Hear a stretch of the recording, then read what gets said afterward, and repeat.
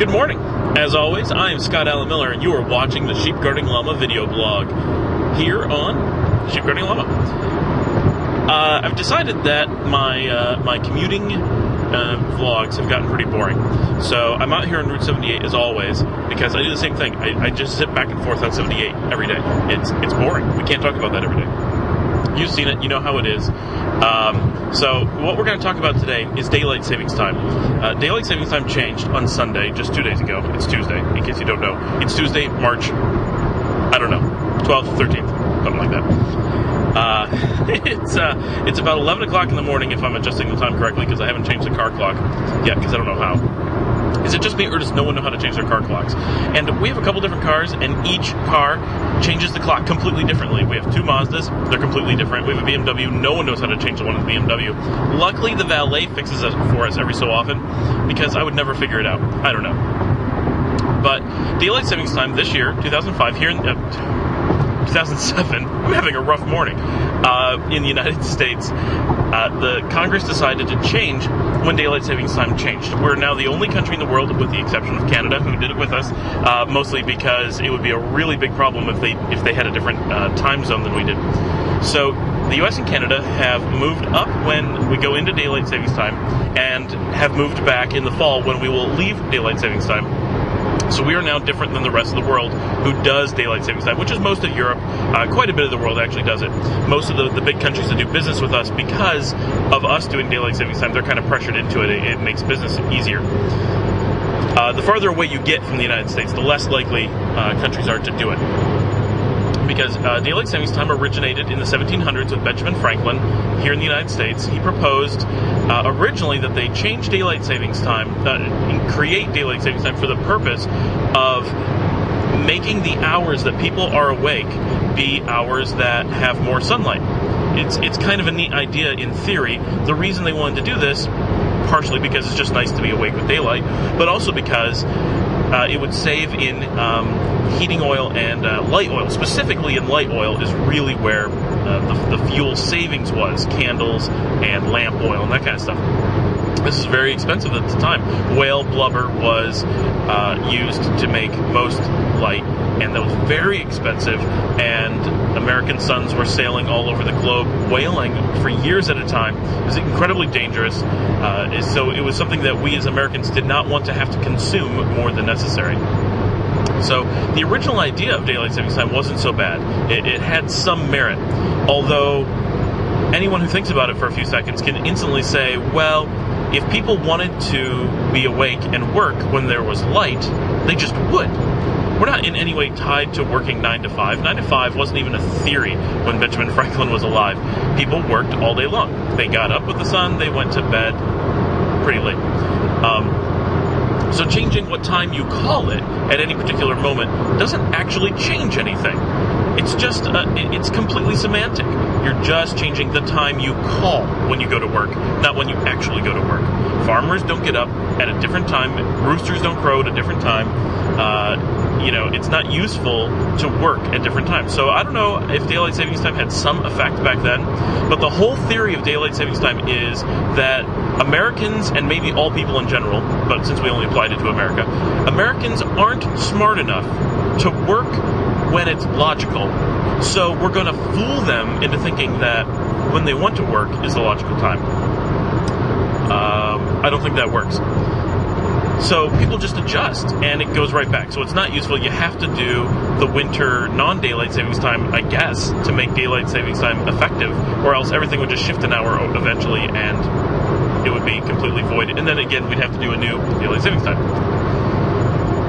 Now, what people always think, and every time I talk to anyone about daylight savings time, they always think the same thing, that we do daylight savings time so that we get sun earlier in the day. This is not true. Daylight savings time does not happen in winter when everyone thinks it does to make the day earlier. Daylight savings time happens in the summer to make the day later. The actual attempt with daylight savings time is to push back the sun so that we don't have it as early in the morning. This is kind of weird because during the summer we automatically have it later in the evening.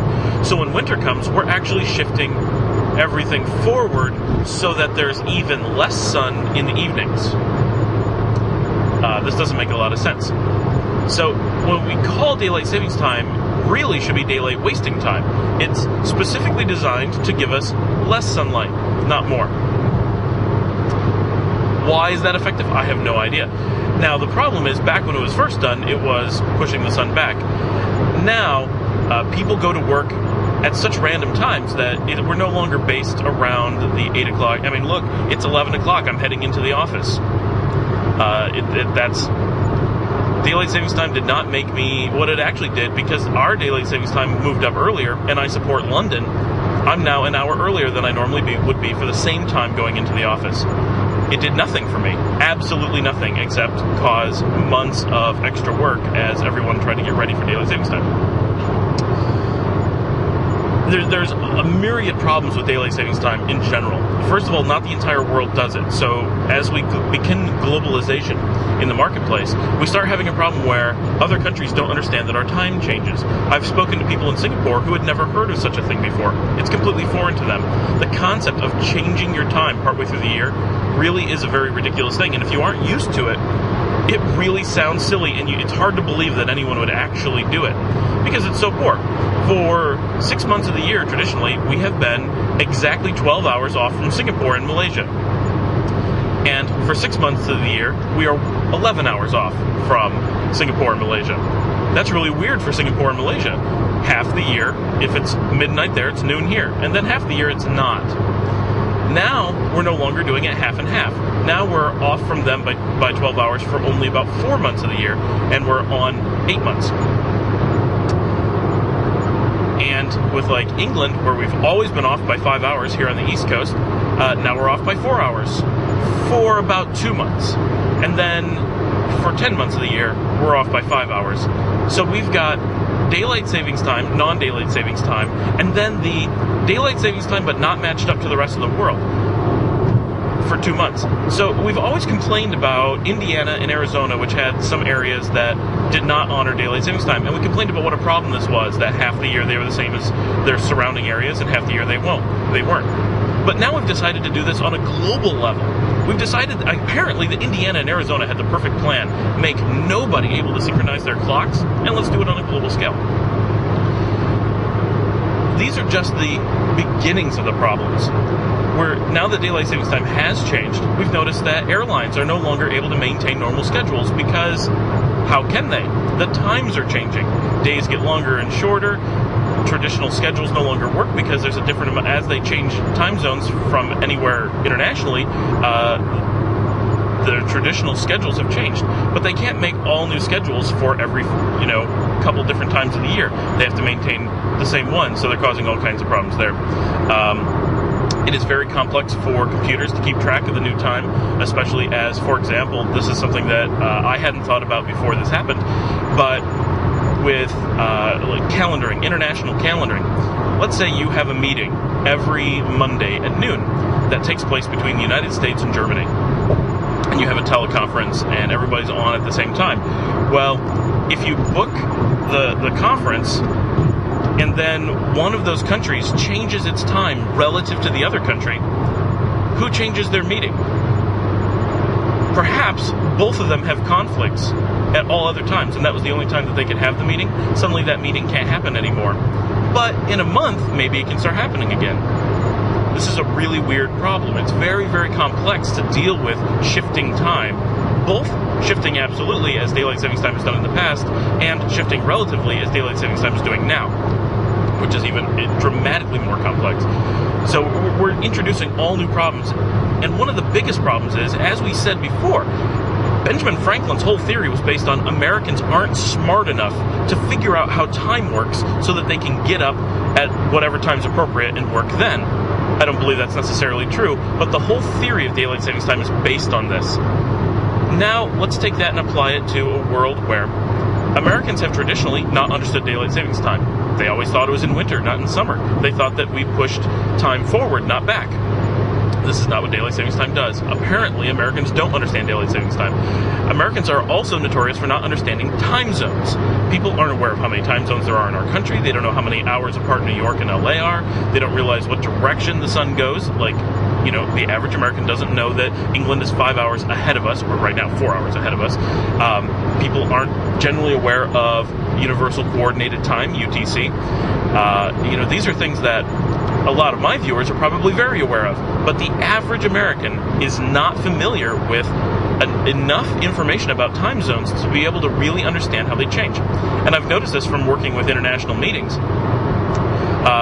My calendars are off by an hour all the time before daylight savings time, because the entire team that manages the calendars don't understand daylight savings time or the time zones, and can't keep track of whether they're in or out of daylight savings time, how many hours apart things should be, and so calendars are off all the time.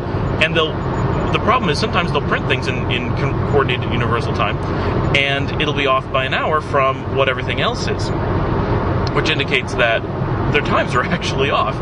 And some people just notice it and are very confused because they can't figure out what time things are supposed to be, because they have two conflicting times for the same event, off by an hour. And some people don't even notice and can't read anything but their local time, and so don't realize that the standard time that they should be following is off, or maybe their local one's off. Who knows? There's no way to tell. So it's a very, very complex situation. Now, add to that, you've already got people who don't know their time zone. They don't understand daylight savings time. Now explain to them that daylight savings time is changing from year to year and is not being honored by every country, but some countries. So now we have three categories of countries: those without daylight savings time, those on traditional daylight savings time, and the US and Canada on new wacky daylight savings time, or WDTC. DST. WDST. I said it's a rough morning.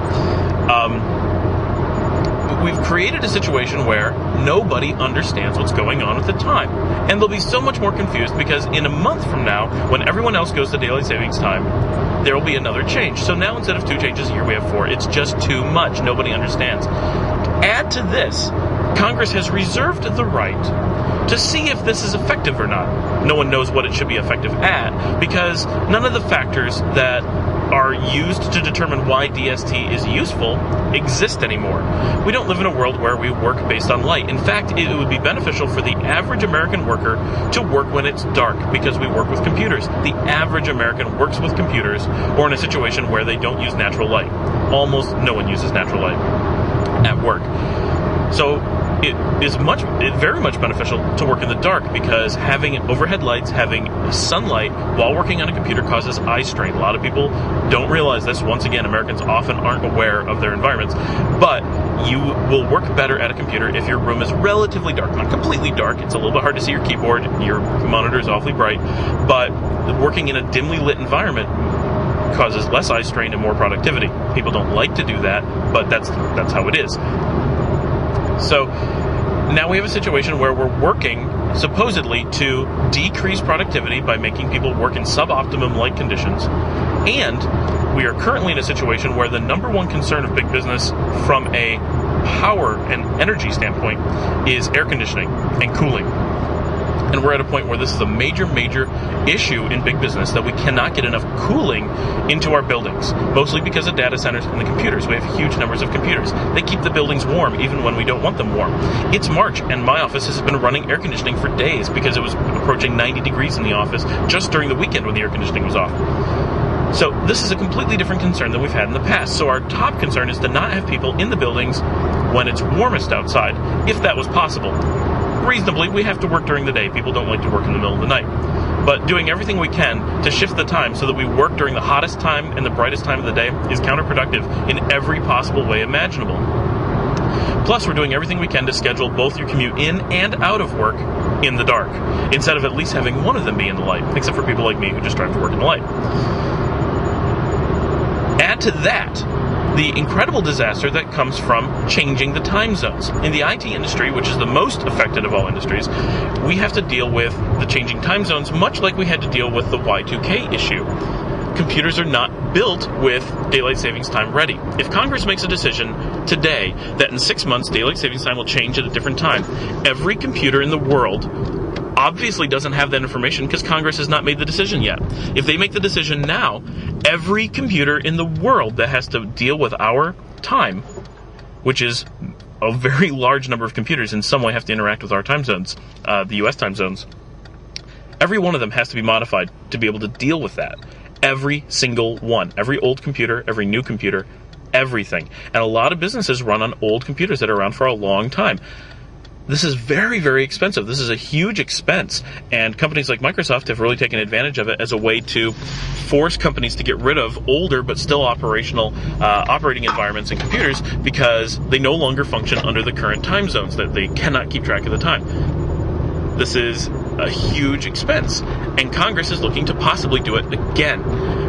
This is a major problem. We're devastating the economy over a supposed and obviously faked environmental and energy conservation plan that has been shown to not be based on anything in reality for a very long time. When it first started, there was some logic to it, but not as much as people just working at logical times.